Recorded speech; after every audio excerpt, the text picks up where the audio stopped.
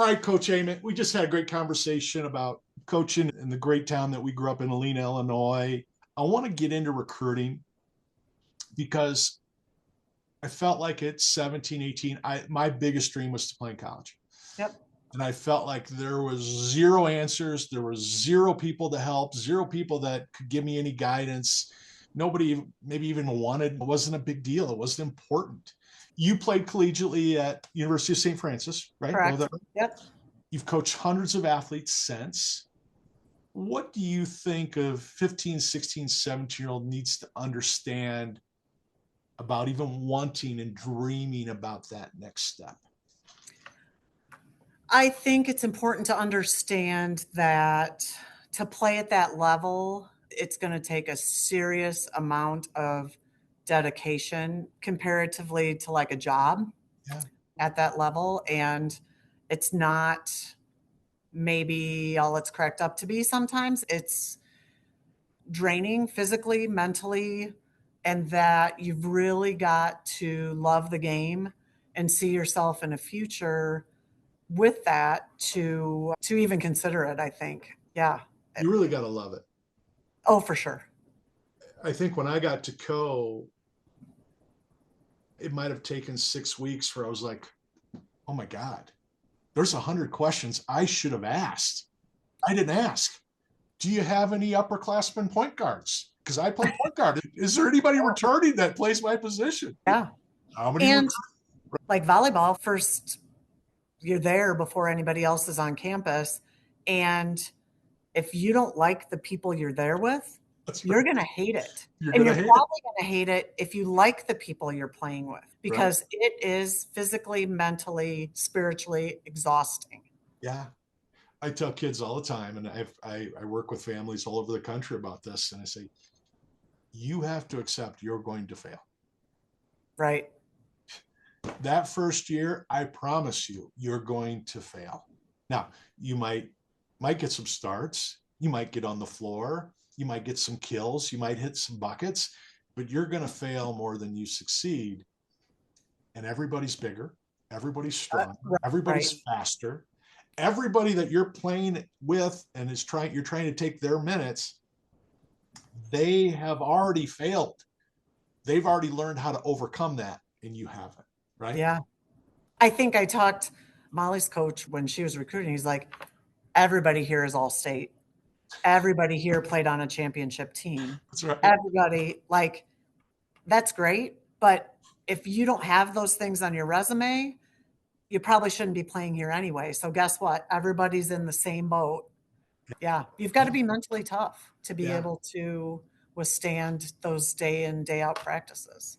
Talk to me about your recruiting experience, because I barely remember mine. Tell me about yours. What was that? Yeah, you're really making me stretch there. I had, back in the day when I played, club sports weren't what they are now. So now a lot of that recruiting happens during the club season because coaches can get there and see players and all that stuff. Right. So I was not able to play club. If you remember, I tore my ACL during basketball season my senior year. So I was out. I was injured. So I had done a couple visits of places I thought I might like, but ultimately what happened for me getting recruited to St. Francis was that my coach there, Rich Luneman, had come to Lena to do a volleyball camp for Rose Black. And so that started the conversations between him and I about going to St. Francis. So I had visited some other schools at that time, but after I had that injury, some of those schools had shied away because of the ACL injury and the recuperation process. So it really did end up all working in my favor. It was ultimately where I wanted to be and whatever. But yeah, that's how that conversation started, was just through a summer camp. I think I'm getting confused because I think Sandra, my niece, went through a really similar situation, because you didn't coach Sandra. I did not coach her. But I think Sandra blew out her knee her senior year too, and it greatly affected her recruitment and all that too. Sure. So Rose played a big role in you playing in college. Yes, because she introducing you to a coach and getting the coach's eyes on you. Yes, because there was nobody coming through Lena to watch games. That's fantastic. What do you feel like you learned during that experience? Is there two or three things you're like, gosh, I have to hold on to those things. I have to share those things with my girls. Through the recruiting Yeah. process? Were there things that you still like that are stuck in your craw that like you wish you would have done a little differently, or you feel like you and your mom and dad did well? I think And I know being I'm breaking able, your brain going back 30 plus yeah, years. it's going way back, Yeah. but I spent the night there Yeah. with the girls on campus. I watched a practice, lots of conversations with the coach. Going back, I'm not sure how many questions I really asked her, if I was just enthralled with the process of this guy is interested in is thinking and is telling me I'm good and that he wants me to come here. And so if I had to go back, I would ask a lot more questions. And I think that helped probably getting Right. into future questions you're going to ask with Molly's Yeah. recruitment. But just, I think it's important to stay on campus. I think it's important to see that coach in action, his teams Yeah. in action, and really consider what do you want to step on campus and do you want to play? Do you want to play immediately? Do you recognize that it's a successful program and that you might have to wait your turn? You Right. know, they're going to develop you and it might be your junior year before you're making significant progress towards a starting position. That's right. Or is the program over, whatever, and you're going to go and you're going to play and your team might never win a game? Yeah. Yeah. Would you rather play? Would you rather win? Would you rather? Those are all important things to consider when looking at a team to play for. What's your goal with all of it? It's great to go into a program that already has a legacy of winning, but that means they got pretty good players. It's great, the idea I'm going to go build a legacy, but you got to get used to losing a little bit and you got to be okay with losing for a Yeah. And that's going to be some work. And you might step in like maybe they're developing a program. You're going to step in as a freshman and play. Yeah. But what happens next year when they recruit somebody better than you? Yeah. Is that you just gotta be willing to put the work in and put the work in the off season because those coaches are going to monitor whether Yeah. you're doing it or not. Remind me, I just loved playing basketball with your dad. I loved it. The fact that I got to play with your dad was, Sure. he was somebody I looked up to literally and figuratively Yeah. because he was such a good ball player and he was such a good teammate and a mentor. Did he play in college? Yeah. So he played at Rock Valley and at Highland. Okay, I thought so. I thought he played a Yeah. couple years, at least junior college, and then Junior college. yeah. Yep. Did that? And again, I'm taking you back in a time machine here. Did his experience, was he able to guide you with some of those things? Did he have some things that he was able to advise you? I think he would have liked it if I would have went to Highland, Yeah, actually. yeah, I'm sure. And as a parent too, like it's close. It's It's close. within 10 minutes and you get to see games and that kind of stuff. Let But you grow up where we can still be close to you for a year or two, right? sure, Yeah. yeah. But I think my parents just ultimately it had to be my decision. Yeah. They're going to guide me with choices they think would be better or whatever. But ultimately, if the athlete's not happy and confident in the decision they make, the parents wanting it or deciding it or whatever isn't going to make any difference in the world. That's right. All right, let's transition to Molly. Okay. Did you feel confident going through that process with her? Did you feel like you could guide her like maybe your mom and dad? I know my mom and dad surely couldn't. Neither of my parents went to college. Did you feel confident keeping her on a track to a healthy experience? Sure. And the thing, we've got all the perspectives with taking Molly because Ryan and I both played college sports. My dad also. But then Max played college baseball at Trinity International in Deerfield, which closed its doors after his sophomore year. So now he's forced to transfer Right. and still wants to play baseball. And so we were dealing with all of that. So then fast forward to Molly going through the recruiting process. we've got a million questions because this is all coming out of COVID too. That's right.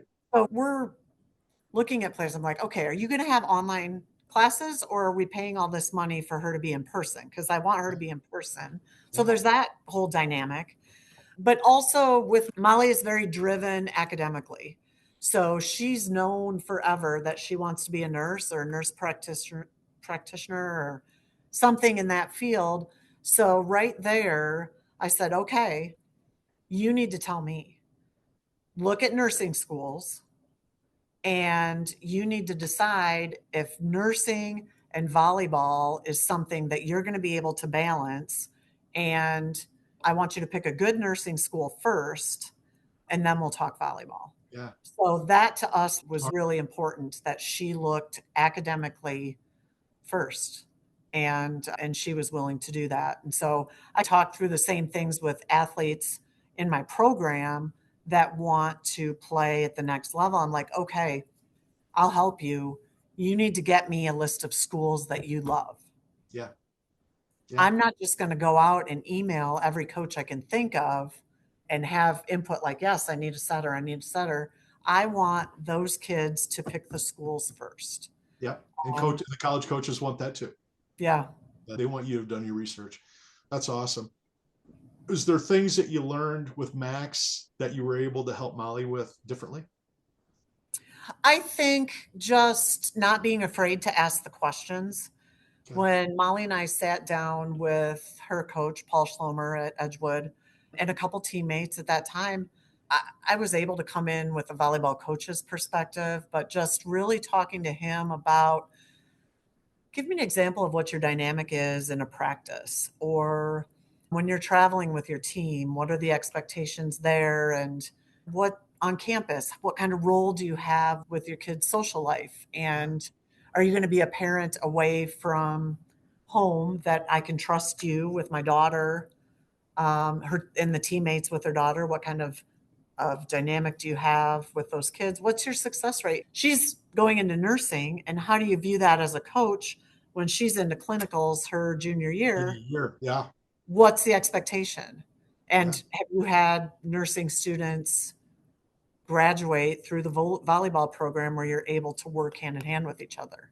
Right. Because those are all questions that I think would be easy to overlook if you just had stars in your eyes and I want to play college volleyball and you like me, I'm coming there.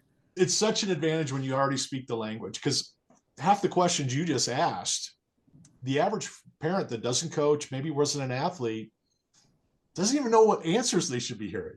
You Sure. know how your daughter grows. You know how she develops. What Yeah, kind of coaching motivates her the best.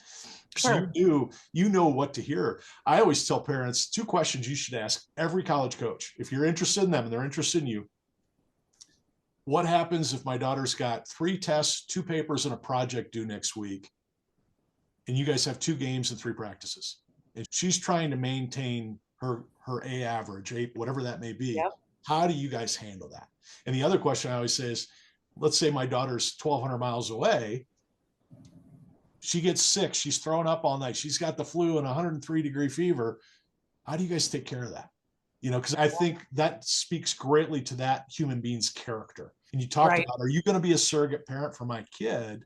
You're going to find that out pretty clearly with those questions and those answers. And also, you want that coach to be able to deal with the hard things Yes. with your child that some coaches out of sight, out of mind. That's right. So it's, and I know you mentioned talking about what my kid needs, and I know what she responds to and what will motivate her. So I know that she can handle a coach that's going to be more intense and going to tell her the hard things because she responds from someone getting on her. But if you have a coach with that kind of intensity and someone who's more soft spirited, that's probably not going to be the place for you. So, Yeah. What would your kids tell me about you, your players? What would they tell me about you as the coach? oh, I would hope that I'm intense, but I think going through having Molly's grade, I've learned to have kind of a soft, funny, down to earth side. it helps here that kids have seen me in the elementary and know what my expectations are. But yeah, I would say intense, probably. Are kids that have you in art class and mom and dad bring them to a volleyball game, are they surprised at who you are on the court? Do they see as their Probably. because I would Depends on imagine you're not too intense in your depends on the classroom too game. often. Yeah. Yeah. I do know that we have the Fellowship of Christian Athletes. I'm on the board there or whatever. And they came to do an interview at a game, and they've seen me in action in front of a Bible study group, but then they saw me with the intensity of a coach, and they were like, oh, Coach Sue is definitely a different person than what we see in the mornings when we're in front of breakfast pizza and having conversations. I'm like, not a difference, just someone that I think it's good for people to see both sides of me, because I think you can be intense and still loving and caring and have the side of a parent, and but kids need to be able to see that side of someone too. I think it's a great lesson for parents that are going through the recruiting process too. You want your child to play for a certain coach or certain coaches you're looking at. Go watch them in their element. Yeah. Because you sit in an office with me and I'm recruiting you. I'm going to be direct. I'm going to be honest, but I'm going to be loving. I'm going to be caring. And in a game, you may not, as my kids call it, the crazy eyes come out. Yeah. I'm intense. I'm in the game. I'm competing, and you're competing. So to be able to see both of that, so I think that's really cool. And I've always told my players too, if you see that side of me, that's when I thrive. That's like right. When I'm intense and I'm all in, and that's my game face. That's right. when I'm thriving. And so if I'm not doing that, you probably should be worried. It's like the old cliche: if I stop correcting you, it means I've given up on you. So we want to be active and coaching and engaging with kids, and intensity isn't a bad thing. No. It's my love language. So me too. It also comes back to what you talked about earlier and why you schedule such a hard non-conference. Sure. You don't want to get to the Sweet 16, the Elite Eight, and go, oh my gosh, we've never seen a 6'3" middle before. Right. We've never seen an outside with a gun that can get their head above the net and hammer it straight down. The more they feel that in practices every day and the intensity of what that games look like, whether you're playing against Orangeville or playing in the state championship, you want them to learn how to deal with all that emotion. 100%. Let's close with you giving some advice. Give advice to a 16, 17-year-old athlete that wants to play at the next level. What would you tell that kid? I would say that it's for the love of the game. If you're in love with this game and you thrive in the gym and you want to do it, there's nothing stopping you from doing it, but be all in and be present in the gym when you're there and focus on the things that are going to make you better and going to make your team better. Because when it comes down to it, team first. And sometimes at the college level, team first doesn't necessarily mean what's best for you. And so you've got to be willing to accept those hard things. Yeah. Be honest with yourself, right? Yeah, for sure. Make sure what you're saying is really true when you dig deep. Same advice to a parent raising a 16 or 17-year-old and that kid has that dream of continuing to play. What advice would you give them? I would say support that dream and do what you can as a parent to make it happen, but also let it be the child's dream. And guide them through it and be there through it, but be a sounding board and let them be the voice and let them be the one to ask some questions too, because if it's all what the parent wants, then ultimately in the end, the kid's not going to have their heart in the right place. So let it be their choice and let it be their decision and be a support system for them.